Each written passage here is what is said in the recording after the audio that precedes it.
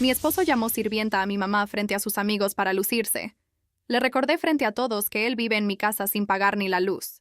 Ahora es un vividor que busca dónde dormir. El sonido de las ruedas de plástico de su maleta barata rebotando contra el concreto irregular de la banqueta es, hasta el día de hoy, mi sinfonía favorita. A veces cierro los ojos y vuelvo a reproducir ese instante exacto en mi cabeza, el momento en que cerré la pesada puerta de madera de mi casa, pasé el cerrojo doble y dejé al hombre que me juró amor eterno en la calle, con nada más que un par de camisas arrugadas y su gigantesco ego destrozado. No sentí lástima, no derramé ni una sola lágrima. Solo sentí como mis pulmones se llenaban de aire limpio por primera vez en años. Para que entiendan cómo pasé de ser una esposa devota a la mujer que humilló y expulsó a su marido frente a toda su esfera social, tienen que conocer la historia completa. Tienen que entender cómo un hombre al que le dio un techo y una familia decidió que la mujer que me dio la vida era un estorbo que debía ser escondido y rebajado a la servidumbre. Me llamo Laura, tengo 29 años y mi vida ha sido una batalla constante contra las estadísticas y la probabilidad. Vengo de una familia donde el dinero no era escaso, era prácticamente un mito. Mi madre, Carmen, me crió sola. Trabajó durante 20 años limpiando casas en las zonas más ricas de la ciudad, restregando pisos de rodillas, lavando baños ajenos y aguantando humillaciones de patrones arrogantes, todo para que yo pudiera ir a la escuela con zapatos limpios y libros nuevos. Ella siempre me decía que la educación era mi única salida, y le hice caso. Soy una mujer de ciencias y letras, trabajo como analista en un laboratorio químico de lunes a viernes, y por las noches estudio una maestría en literatura. Mis días transcurren entre el olor aséptico de los reactivos y las páginas amarillentas de poesía clásica. Soy zurda de nacimiento, pero el estrés constante de mi rutina me llevó a desarrollar un hábito peculiar. En las madrugadas, cuando el insomnio me ataca, me siento a hacer planas de caligrafía con la mano derecha. Entrenar a mi cerebro para ser ambidiestra me da una sensación de control en un mundo que a veces parece caótico. Gracias a esa disciplina implacable, a mis jornadas de 14 horas y a que no gastaban ni un peso en frivolidades, a los 27 años logré lo imposible, compré mi propia casa. No era una mansión, pero era mía. La puse a mi nombre, pagué el enganche con el sudor de años de trabajo y le dediqué a mi madre cada ladrillo. Y fue justo en esa época de logros cuando Roberto apareció en mi vida. Él tenía 31 años, trabajaba en ventas para una empresa de importaciones y, cuando lo conocí, parecía el hombre más centrado y empático del mundo. Era carismático, divertido y me deslumbró con su forma de hablar. Al principio, nuestra relación era un refugio. Él me esperaba fuera del laboratorio, me escuchaba recitar de memoria poemas de Sor Juana Inés de la Cruz y me decía que admiraba mi fuerza. Me preparaba la cena cuando yo llegaba exhausta y siempre tenía un gesto de amabilidad para mi madre. A los 2 años de relación, nos casamos. Él estaba pasando por un bache económico severo, lo habían despedido de su trabajo, no podía pagar su renta y tenía deudas de tarjetas de crédito. La solución lógica, guiada por el amor ciego que le tenía, fue que se mudara a mi casa. Le dije que no se preocupara, que yo cubriría la hipoteca, los servicios, el internet y la despensa pesada mientras él se recuperaba y conseguía un buen empleo. Creí que eso era el matrimonio, ser el soporte del otro cuando las cosas se ponían difíciles. Meses después, Roberto consiguió un puesto como ejecutivo de cuentas en una firma de relaciones públicas muy exclusiva. El sueldo era decente, pero el ambiente era venenoso. Se rodeó de hombres y mujeres que venían de familias con dinero viejo, personas que medían el valor de alguien por la marca de su reloj o el código postal de su vivienda. Roberto se obsesionó con pertenecer a ese mundo. El primer cambio lo noté en sus finanzas. Aunque ya tenía un buen sueldo, seguía sin aportar un solo peso para los gastos de la casa. Si le pedía ayuda para pagar el recibo de la luz o el agua, me armaba un escándalo. Laura, estoy invirtiendo en mi imagen profesional, me decía, acomodándose un saco que costaba lo que yo gastaba en comida en todo un mes. Necesito estos trajes para cerrar tratos. Tú no entiendes cómo funciona el mundo de los negocios de alto nivel porque te la pasas encerrada en un laboratorio con bata blanca. El dinero que gano es para asegurar nuestro futuro, no me asfixies cobrándome la luz como si fueras mi casera. Sus palabras me herían, pero yo, tratando de evitar el conflicto, terminaba pagando todo. Después, sus inseguridades se volvieron ataques directos hacia mi persona. Empezó a criticar mi ropa, mis horarios y, sobre todo, mis orígenes. Si íbamos a una cena de su empresa, me pedía que no hablara mucho de mi madre ni de mi infancia. Amor, a esta gente no le interesan las historias de superación personal estilo telenovela. Solo sonríe y diles que tu mamá es ama de casa, no tienes por qué andar diciendo que era limpiadora, me haces quedar como un muerto de hambre, me siseó una noche antes de entrar a un restaurante de lujo. Me aplicaba un gaslighting constante. Si yo me ofendía, él me decía que yo era una acomplejada, que estaba a la defensiva y que él solo intentaba protegernos del clasismo de la sociedad. Me fue convenciendo, poco a poco, de que yo era la que estaba mal, la que no sabía comportarse, la que le restaba valor a su flamante nueva vida. La tensión en mi casa se volvió insoportable cuando empezó a invitar a sus nuevos amigos del trabajo. Organizaba reuniones los viernes por la noche en mi sala, bebiendo licores caros que él compraba mientras yo me iba a dormir temprano porque al día siguiente tenía que trabajar. Yo me convertí en una especie de fantasma en mi propio hogar. Si salía a la cocina por agua,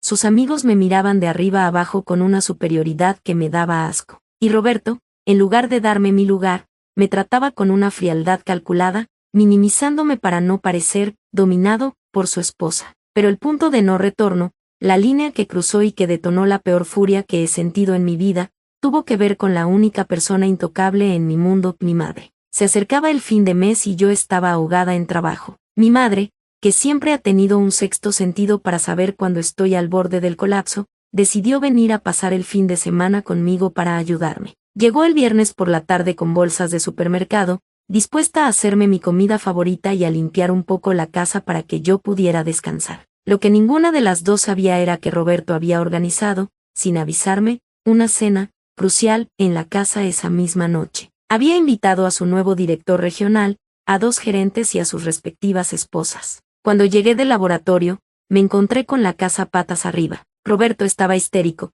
gritando porque la comida que había pedido al servicio de banquete se había retrasado y sus invitados estaban a punto de llegar. Mi madre, con la nobleza que la caracteriza, se puso un delantal sobre su ropa humilde, se ató el cabello canoso en un moño y le dijo a Roberto que se calmara, que ella se metería a la cocina a preparar unas botanas finas con lo que había traído y que ella le ayudaría a servir en lo que llegaba el banquete. Roberto, desesperado, aceptó de mala gana, pero le hizo una advertencia que a mí me revolvió el estómago. Doña Carmen, por favor, solo sirva y regrese a la cocina. No quiero que se ponga a platicar con los invitados. Son gente muy importante y no tenemos tiempo para pláticas de pueblo. Yo estuve a punto de correr a Roberto en ese instante, pero mi madre me tomó del brazo izquierdo, me miró a los ojos y me susurró, déjalo, hija, lo hago por ti, para que no pelees. Vete a cambiar, yo me encargo. Me tragué el coraje por respeto a ella. Subí a mi habitación, me puse un vestido sencillo pero elegante, y bajé justo cuando el timbre sonó. Los invitados entraron con aires de realeza. Mujeres con joyas brillantes, hombres con relojes ostentosos que hablaban de inversiones, de viajes a Europa y de campos de golf. Roberto se transformó. Se volvió servil, salamero, actuando como si él fuera el dueño absoluto de la mansión de sus sueños. Nos sentamos en el comedor de madera que yo había comprado con mis primeros bonos del laboratorio. La cena transcurría entre risas falsas y conversaciones vacías. Yo apenas hablaba, observando el circo con una mezcla de aburrimiento y repulsión. Fue entonces cuando ocurrió el desastre. Uno de los gerentes, al intentar alcanzar el salero, golpeó su copa de vino tinto, derramando el líquido oscuro sobre el mantel blanco y manchando ligeramente el saco del director regional. El pánico se apoderó de la mesa. Roberto se puso de pie de un salto, pidiendo disculpas exageradas, buscando servilletas desesperadamente. Mi madre, que estaba en la cocina atenta a cualquier cosa, escuchó el alboroto. Salió rápidamente al comedor con un trapo limpio de microfibra en la mano y un poco de agua mineral para evitar que la mancha del saco se fijara. Con movimientos rápidos y serviciales, producto de años de trabajar limpiando, se acercó al director. Permítame, señor, no se preocupe, el agua mineral lo saca rapidísimo, dijo mi madre con una sonrisa amable, empezando a limpiar suavemente el borde del saco del hombre y luego absorbiendo el vino del mantel. El director regional la miró un poco sorprendido por la eficacia, y luego se dirigió a Roberto con una sonrisa relajada. Vaya, Roberto, qué mujer tan eficiente. No sabía que tenías ayuda en casa. ¿Quién es la señora? El tiempo se detuvo. El comedor se quedó en un silencio sepulcral, solo roto por el sonido del trapo de mi madre frotando la madera. Miré a Roberto. Su rostro pasó de la palidez al rojo carmesí en cuestión de milisegundos. El pánico en sus ojos era evidente. Estaba acorralado por su propia necesidad de aparentar. Si decía que era su suegra, tendría que explicar por qué la madre de su esposa estaba limpiando vino de la mesa con un delantal puesto, y peor aún, tendría que admitir ante sus elitistas amigos que su familia política era de clase trabajadora. Vi cómo tragó saliva, vi cómo su cobardía ganó la batalla. Roberto enderezó la postura, forzó una sonrisa arrogante y miró a su jefe. Ah, sí, señor, dijo Roberto, con una voz clara y fuerte para que toda la mesa lo escuchara. Es Carmen. Es la sirvienta nueva que acabamos de contratar para que nos ayude con los quehaceres. Ya sabe cómo es esto, la casa es grande y uno no tiene tiempo de limpiar. Ya puedes retirarte a la cocina, Carmen, yo me encargo de lo demás. El golpe fue tan brutal, tan sordo, que sentí que el oxígeno desaparecía de la habitación. Miré a mi madre, estaba paralizada. Su mano, arrugada por años de esfuerzo y sacrificio, se quedó congelada sosteniendo el trapo manchado de vino. Sus ojos se llenaron de una tristeza y una humillación tan profundas que me partieron el alma en pedazos. Ella, que había limpiado pisos para pagarme la universidad, estaba siendo reducida a una sirvienta en la casa de su propia hija, frente a un grupo de extraños, solo para alimentar el ego de un parásito inseguro. Mi madre bajó la cabeza, asintió en silencio, y dio media vuelta para caminar hacia la cocina con los hombros caídos. En ese milisegundo, la Laura prudente, la esposa comprensiva que quería evitar peleas, murió de manera fulminante. El dolor se evaporó y en su lugar nació una ira fría, blanca, calculadora. Una furia tan absoluta que mi visión se enfocó únicamente en el rostro de Roberto. Sentí el impulso en mis manos, la memoria muscular de mi mano derecha practicando caligrafía en la madrugada me dio una claridad mental asombrosa. Me puse de pie, arrastré la silla hacia atrás con tanta fuerza que el chirrido de la madera contra el suelo hizo que todos los invitados dieran un respingo. Roberto me miró, su sonrisa arrogante vaciló al ver mis ojos. Sirvienta, dije, mi voz no era un grito, era un murmullo letal, tan cargado de veneno que cortó el aire del comedor. Laura, por favor, siéntate, susurró Roberto entre dientes, intentando agarrarme del brazo, sudando frío. Me zafé de su agarre con un movimiento brusco. Miré al director regional, a los gerentes y a sus esposas enjolladas. Los miré uno por uno, sosteniéndoles la mirada hasta que ellos bajaron la vista, incómodos. Discúlpenlo, dije en voz alta, clara y perfectamente articulada. Mi esposo tiene un serio problema de mitomanía y un complejo de inferioridad que hoy ha rebasado cualquier límite. La mujer a la que él acaba de llamar, sirvienta, no es ninguna empleada, es mi madre, la señora Carmen, la mujer que se rompió la espalda limpiando la miseria de gente rica para que yo pudiera ser una profesionista. Un jadeo colectivo se escuchó en la mesa. La esposa de uno de los gerentes se tapó la boca con la mano. Roberto estaba aterrorizado. Laura, ya cállate, estás borracha, los estás incomodando, balbuceó, poniéndose de pie, intentando bloquearme. No me toques, le grité, y esta vez sí levanté la voz, haciendo que el eco retumbara en las paredes de mi casa. Me giré hacia los invitados, señalando a Roberto con el dedo. A él le da vergüenza decirles quién es mi madre porque quiere fingir que pertenece a su estatus social. Les ha estado mintiendo desde el día que lo conocieron. Se hace pasar por el gran proveedor, por el ejecutivo exitoso. Pues déjenme contarles la realidad de este hombre. Laura, te lo suplico, no hagas esto, lloriqueó Roberto, las lágrimas de humillación empezando a asomarse en sus ojos, viendo cómo su carrera y su fachada se derrumbaban en segundos. Tú lo hiciste primero, le respondí con furia. Miré de nuevo al director. Esta casa, los muebles donde están sentados, el vino que se acaban de tomar y la electricidad que ilumina este comedor, las pago yo, absolutamente todo. Este señor lleva 2 años viviendo en mi casa como un parásito, sin pagar ni un solo recibo de la luz. Su sueldo completo se lo gasta en comprar trajes caros y pagar cenas para impresionarlos a ustedes,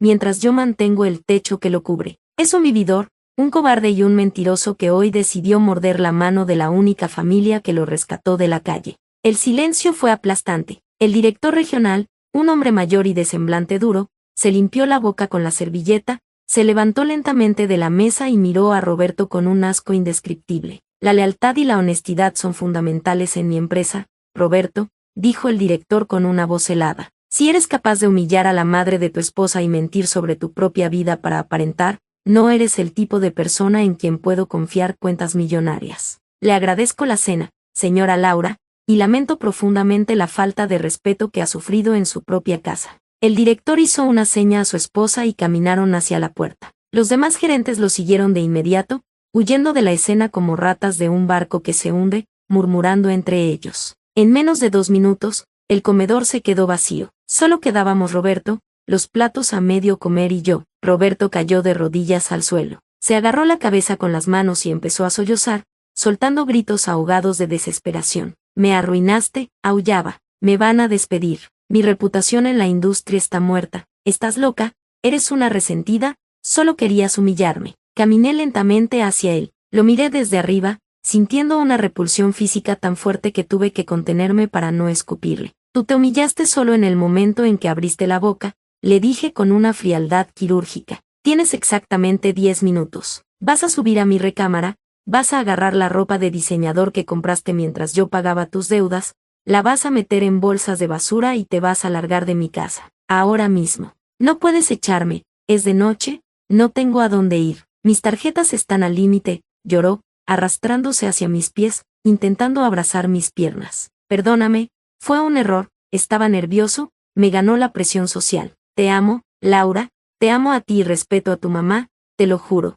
9 minutos, Roberto, le respondí, retrocediendo para evitar su contacto. Y si en 9 minutos sigues dentro de mi propiedad, voy a llamar a la policía para reportar a un intruso agresivo. El tono de mi voz no dejaba lugar a dudas. Vio en mis ojos que estaba completamente muerta por dentro hacia él. Se levantó temblando, subió las escaleras a trompicones. Mientras él empacaba, fui a la cocina. Mi madre estaba sentada en un banco, llorando en silencio. Me acerqué, la abracé con todas mis fuerzas y le besé la frente. Le pedí perdón por haber permitido que ese monstruo entrara a nuestras vidas. Ella me abrazó de vuelta y me dijo que estaba orgullosa de mí. 8 minutos después, Roberto bajó las escaleras arrastrando una maleta y cargando 3 bolsas de plástico negro con sus trajes. Tenía los ojos hinchados y rojos. Se paró en la puerta principal, esperando que yo le dijera que se quedara. Fui hacia la puerta, la abrí de par en par y le señalé la calle. Salió arrastrando los pies. Cerré la puerta de golpe y le pasé doble seguro. Han pasado 3 semanas desde esa noche. Como era de esperarse, el lunes siguiente a la cena, Roberto fue despedido de la firma de relaciones públicas por incompatibilidad de valores corporativos. Su nombre quedó marcado en ese círculo elitista. Nadie quiere contratar a un fraude que fue exhibido de esa manera. Al quedarse sin ingresos y con las tarjetas reventadas por sus lujos absurdos, no pudo rentar un departamento. He sabido por amigos en común que está durmiendo en un sofá viejo en el departamento de uno de los amigos con los que se iba a beber, y que el tipo ya le está exigiendo que se vaya porque no tiene dinero para aportar a la comida. Me ha mandado decenas de correos electrónicos y mensajes de números desconocidos suplicando que lo deje volver, que puede dormir en el cuarto de visitas, que está dispuesto a limpiar la casa para ganarse su lugar. Ayer por la madrugada, me senté en el comedor, encendí la lámpara, tomé mi cuaderno y un bolígrafo. Con la mano derecha, escribí una carta de una sola línea: la señora de la limpieza te manda saludos. La metí en un sobre junto con los papeles del divorcio que mi abogado ya redactó, y se los mandé por mensajería al chiquero donde está viviendo. A veces, la vida te pone pruebas disfrazadas de amor. Yo aprendí que la lealtad hacia tus raíces y el respeto por el sudor de tu frente no se negocian jamás. Hoy, mi casa se siente más grande, más luminosa. Mi madre viene a visitarme sin temor a ser juzgada, y yo sigo aquí, inquebrantable, escribiendo mi futuro con ambas manos, mientras el hombre que intentó avergonzarme aprende a golpes de realidad lo frío que es el mundo cuando ya no tienes a nadie a quien parasitar.